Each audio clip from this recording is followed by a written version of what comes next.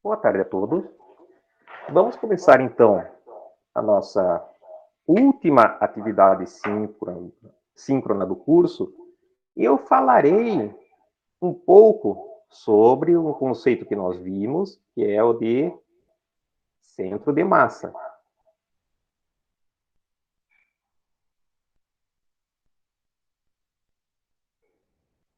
Se nós temos aqui um sistema de N partículas, nós fixamos uma dada origem para o nosso sistema de coordenadas e designamos as posições destas partículas com relação a esta origem. Aqui estou designando as massas das partículas, M1, M2, M3, M4, assim sucessivamente até uma partícula Mn. Temos as posições R1, R2, R4,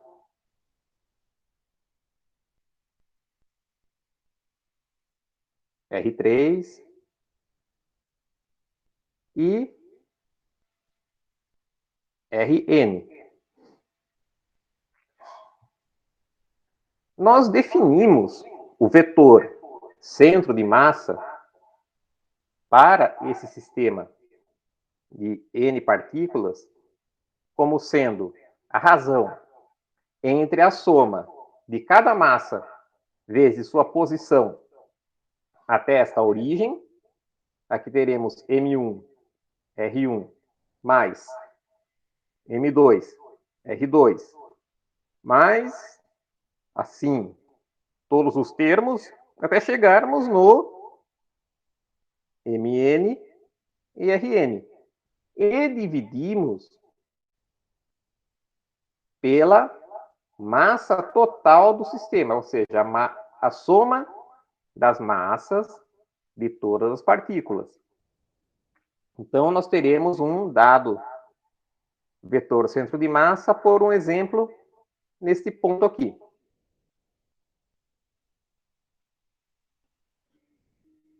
Por que nós definimos este vetor centro de massa? Porque nós podemos reduzir o movimento desse sistema de N partículas como um todo, como se fosse de uma única partícula que tem massa igual à massa total do sistema,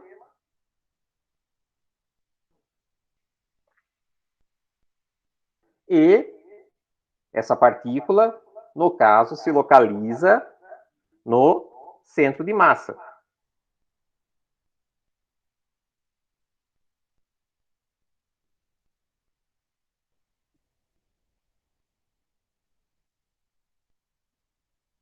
Eu estou falando aqui do movimento do sistema como um todo. Eu posso ter várias partículas que, com o tempo, elas podem se espalhar, se distanciar, ou podem se agrupar ainda mais. Porém, eu posso descrever o movimento desse centro de massa como se fosse uma única partícula com massa igual à massa total desse sistema. Por um exemplo, se eu arremessar esta caneta, lançá-la obliquamente, nós teremos aqui a superfície da Terra, com a força gravitacional atuante, temos aqui a aceleração g. Eu arremesso a partícula, a caneta. Então, ela vai ter um movimento arbitrário. Ela pode rotacionar no ar, ela pode rotacionar nessa direção, neste plano, em outro plano, depende de como eu arremesso. É um movimento complexo, não é fácil de se descrever. Porém, o seu centro de massa executará uma trajetória parabólica, como se eu estivesse arremessado uma única partícula pontual, por exemplo, uma bola de golfe. Esta é a função, esta é a importância de definirmos o centro de massa. E o centro de massa é um ponto relativo às demais partículas que independe da origem do sistema de coordenadas.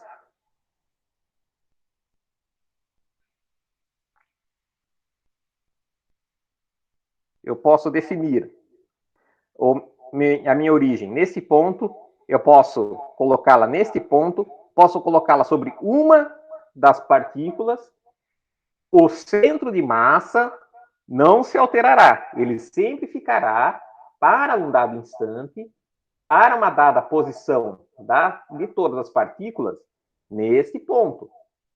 Vamos verificar isso considerando aqui duas partículas.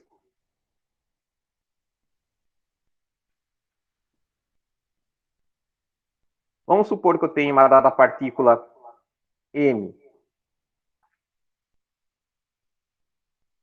que eu estou considerando como sendo essa partícula maior, e uma dada partícula menor, eu vou chamar de M minúsculo, e temos uma distância que eu chamarei de D entre elas, ao longo deste eixo, que eu chamarei de X. E eu vou considerar que o centro de massa corresponde a um dado comprimento, ele se localiza em uma dada posição a partir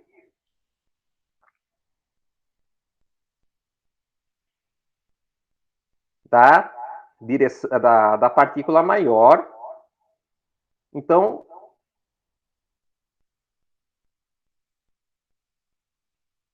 eu vou chamar esse comprimento de X do centro de massa. Vamos supor que eu coloque a nossa origem a uma distância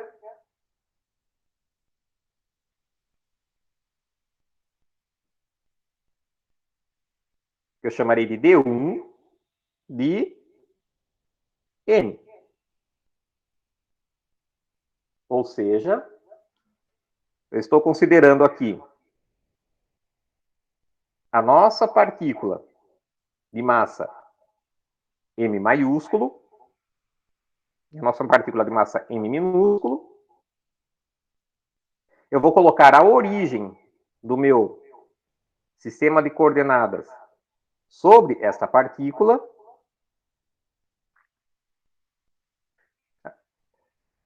Me desculpem, eu vou colocar, aqui eu estou considerando uma distância D1 de M. Então, eu vou colocar a origem sobre este ponto, uma distância D1.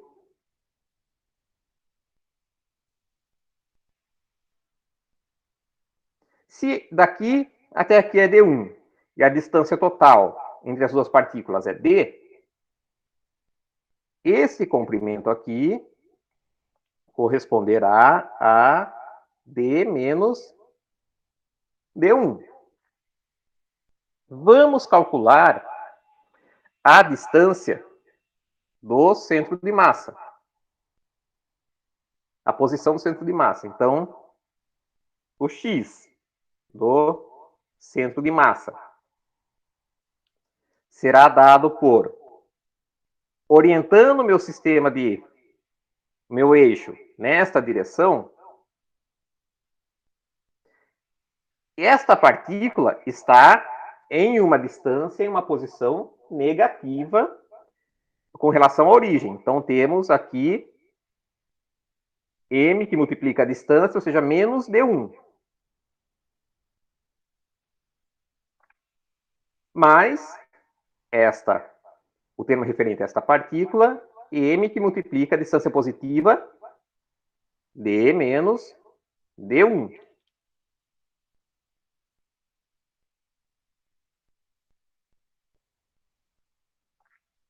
Sobre m mais m minúsculo, a massa total do sistema. Reescrevendo este numerador, teremos aqui m d minúsculo menos m maiúsculo d1 menos m minúsculo d1. Ou seja, colocando o sinal de menos em evidência, m mais m d1 sobre m maiúsculo mais m minúsculo, que nos fornecerá, então, m minúsculo sobre m mais m minúsculo d menos, esses termos aqui se cancelam, d1. Quanto que vale, então, este comprimento do centro de massa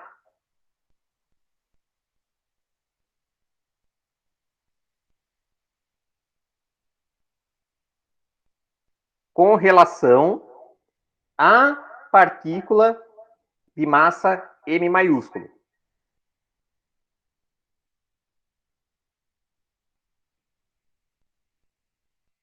Basta eu deslocar a minha origem. Se eu tenho aqui que o x de centro de massa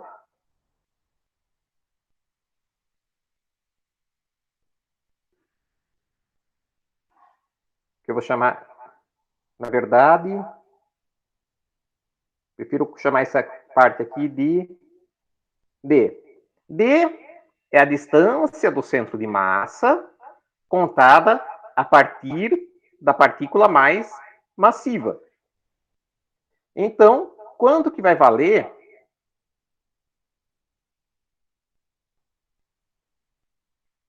se daqui, se a partir da origem, nós temos esse x do centro de massa, quanto que vale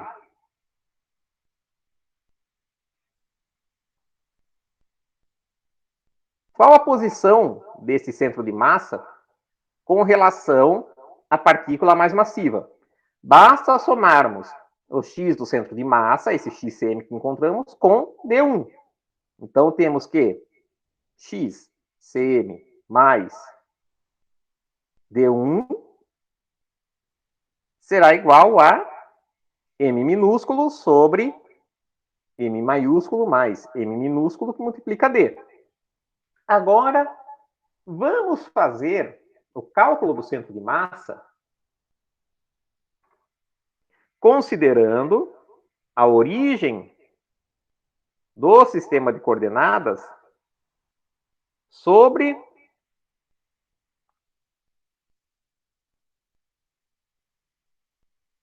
a partícula eminho, esta partícula aqui.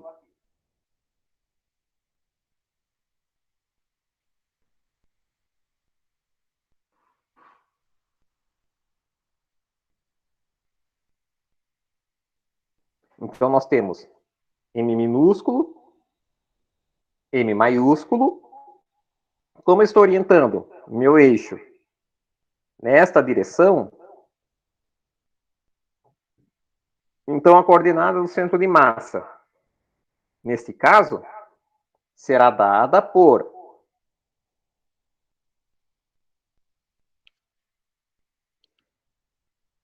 massa M maiúsculo, que está na direção menos D,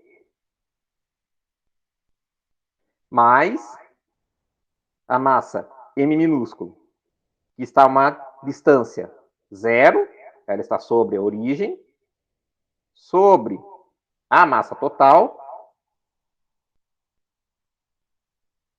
que nos fornecerá, então, menos M maiúsculo sobre M maiúsculo mais M minúsculo, Dzinho. Porém, nós já tínhamos definido que temos aqui uma distância D com relação para o centro de massa com relação à partícula M maiúsculo. E nós temos aqui uma distância para o centro de massa com relação a esta partícula M minúsculo como sendo um dado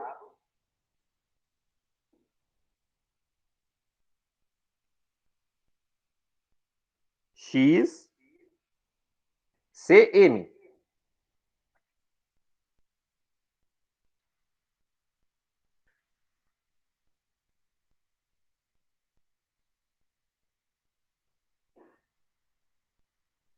Ou melhor, me desculpem, eu me confundi nas minhas anotações. Na verdade, eu fiz, por simplicidade, o cálculo do centro de massa como sendo localizado sobre a partícula M maiúsculo. Então, nós temos aqui a origem sobre M maiúsculo.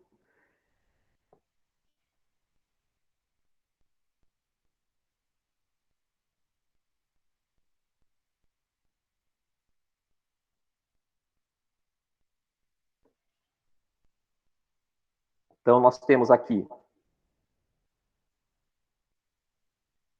a distância D entre as duas partículas. Eu vou calcular o centro de massa. Então, isso será igual a esta massa vezes a distância a partir da origem, que é zero, mais esta massa aqui, M minúscula, vezes a distância a partir da origem, que é D, sobre a massa total, que nos fornece M sobre massa total, D. Só que este comprimento aqui, que nós localizamos o centro de massa, é o mesmo comprimento que obtivemos aqui em cima, a partir da massa maior. Ou seja, não importa onde eu coloque a origem do meu sistema de coordenadas, o centro de massa sempre se localizará no mesmo ponto com relação às duas partículas. Isso também dá certo se eu fizer a origem aqui na partícula M minúsculo. Só que eu vou precisar fazer algumas manipulações algébricas que eu ia levar um certo tempo. Por isso que eu sempre procuro me manter as minhas anotações. Visto isso, vamos analisar o centro de massa de alguns sistemas relacionados à astronomia. Vamos, por exemplo, supor o sistema Terra, Lua.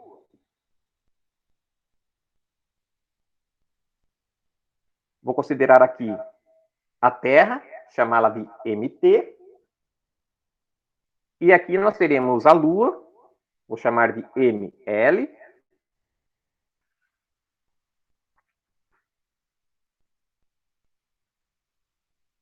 E entre ambas há uma distância que eu chamarei de D.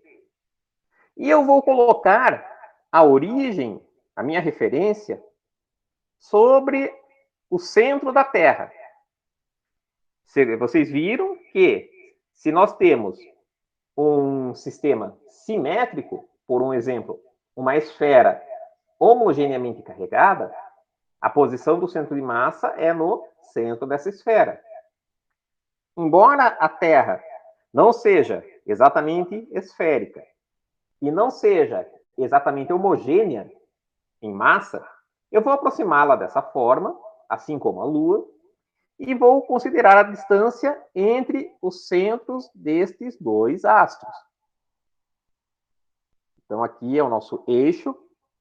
O x do centro de massa será dado, então, pela massa da Lua vezes a distância de separação mais a massa da Terra. E como está na origem, esse termo não contribuirá, seria um mt vezes zero sobre a massa total.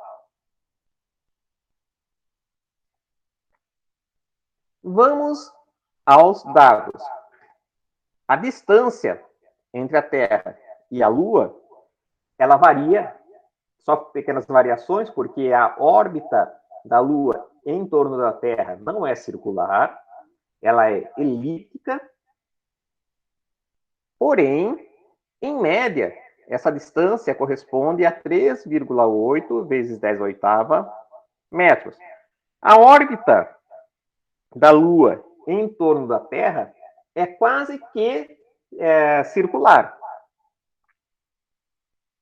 MT dos planetas do Sistema Solar, inclusive, as órbitas em torno do Sol são quase que circulares.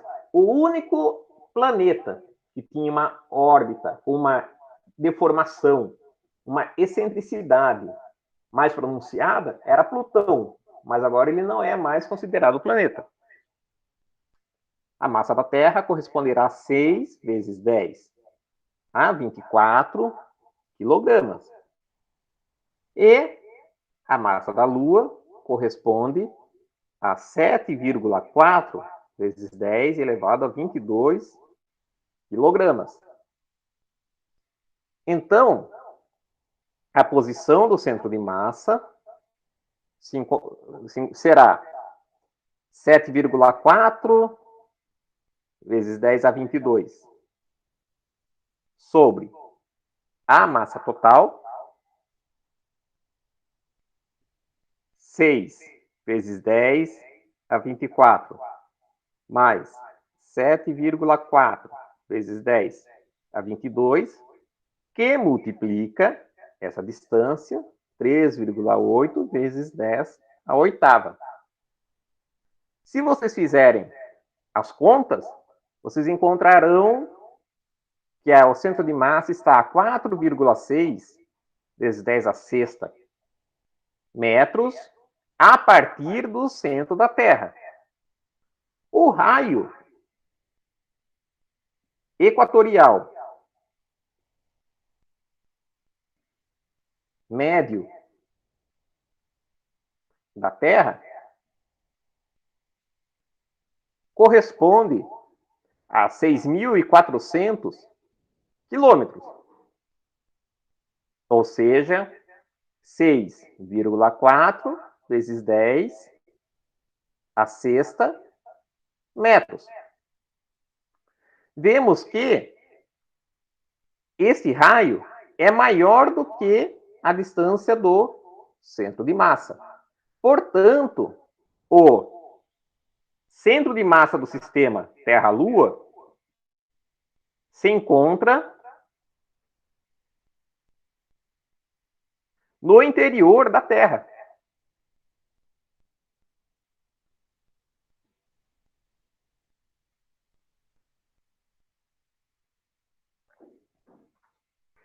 Bom, vimos aqui o centro de massa de dois astros, assim, que não são familiares, a Terra e a Lua, temos aqui uma diferença de ordens de grandeza de massa.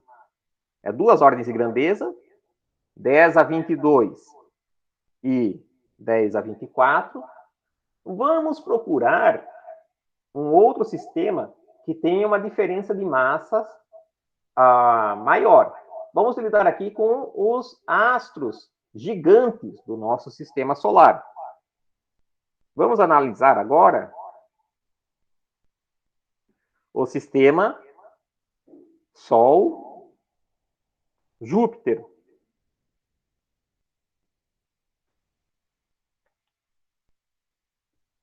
O Sol é a estrela de nosso, em torno da qual todos os planetas do nosso sistema solar orbitam, e Júpiter é o maior dos planetas do sistema solar.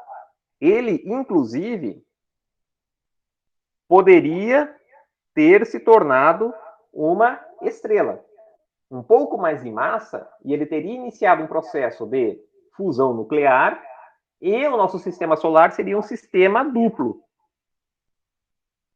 Lembrando também que Júpiter, ao contrário da Terra, que é um planeta de núcleo sólido, nós temos uma camada gasosa, tênue, que é a nossa atmosfera, uma camada sólida, também tênue, que é a crosta terrestre sobre a qual nós estamos, tudo aquilo que nós comumente vemos está, os oceanos, as margens de terra, que são os continentes, e abaixo dessa camada bem tênue estão camadas líquidas, como o magma terrestre, o núcleo derretido da Terra.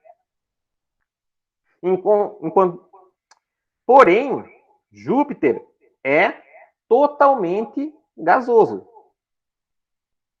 Aliás, todos os planetas, além de Júpiter, Saturno, Urano e Netuno, são planetas gasosos. Então, vamos considerar a distância entre o Sol e Júpiter. Essa distância é dada por 7,8 vezes 10 a 11 metros. A massa do Sol corresponde a 2 vezes 10 a 30 quilogramas. Vejam só. Temos aqui 6 ordens de grandeza, 10 a 24, a 10 a 30, em termos de massa da Terra com relação ao Sol. E a massa de Júpiter corresponde a 1,9 vezes 10 a 27 quilogramas. Vejam também com relação à Terra. Nós temos 3 ordens de grandeza na massa de Júpiter com relação à massa da Terra. Calculando a posição do centro de massa desse sistema, nós teremos, então, colocando a origem sobre o Sol, então, teríamos como a posição do centro de massa a massa de Júpiter vezes a distância de separação do Sol sobre a massa total. Massa do Sol mais massa de Júpiter. Massa de Júpiter, 1,9 vezes 10 a 27. Sobre a massa total. 2 vezes 10 a 30, mais 1,9 vezes 10 a 27. Note que 10 a 27, aqui nós temos basicamente 2 vezes 10 a 27. E aqui nós temos 2 vezes 10 a 30. Esse termo estaria na terceira casa decimal com relação a este aqui. E ainda seria 2. Perto, se nós considerarmos apenas duas casas decimais, a massa de Júpiter não passa de um erro de arredondamento com relação à massa do Sol. Fazendo esta conta assim, temos de multiplicar pela distância de separação entre ambos. E isto nos fornecerá 7,5 vezes 10 a 8 metros.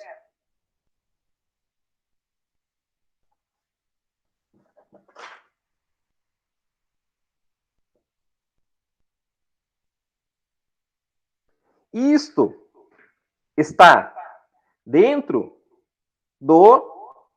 Isso aqui é quase que o raio médio do Sol.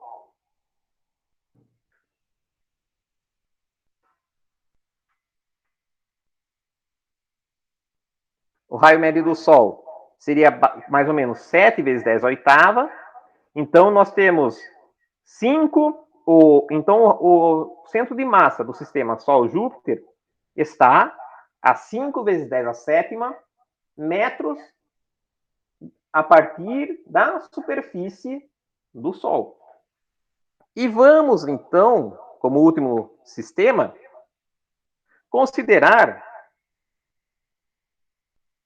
a Terra e a nave Voyager 2.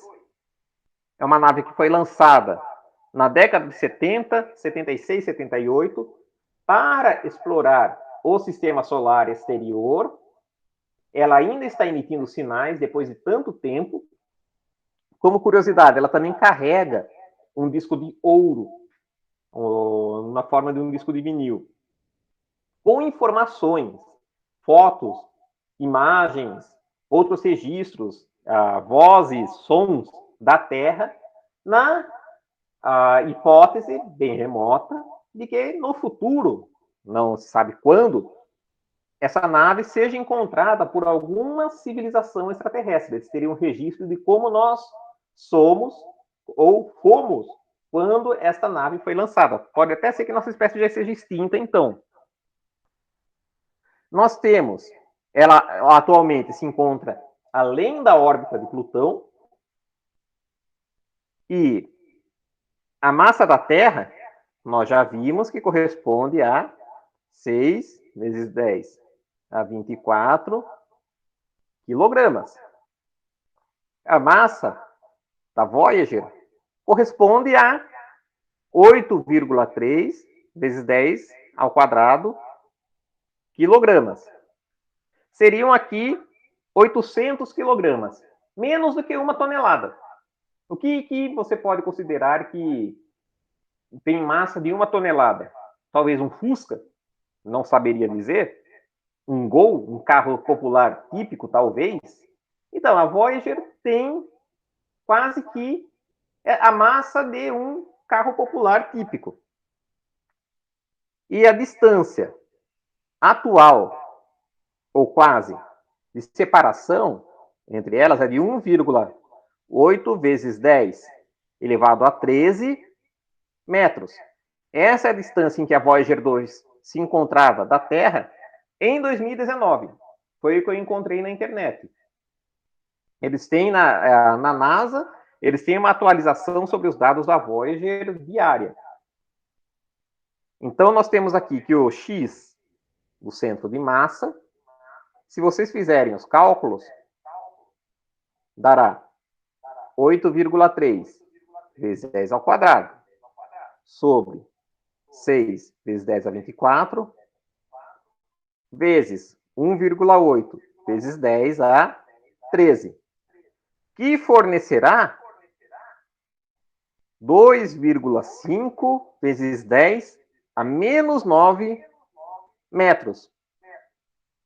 Ou seja, ela se encontra, o centro de massa se encontra a 2,5 nanômetros do centro da Terra. Veja que mesmo a Voyager se distanciando tanto, o centro de massa do sistema Terra-Voyager praticamente não se alterou. Antes, as posições praticamente coincidiam. Afinal de contas, eu tinha a Voyager sobre a superfície da Terra. E agora, vejam quão pouco que essa posição mudou. Bom, isso é o que eu tinha para falar nessa atividade síncrona. E, em seguida, eu vou colocar este vídeo no YouTube com endereço no Moodle e colocar também a lista, a relação de exercícios para cada um de vocês entregar como nossa última avaliação. Tenha uma boa tarde e uma boa semana.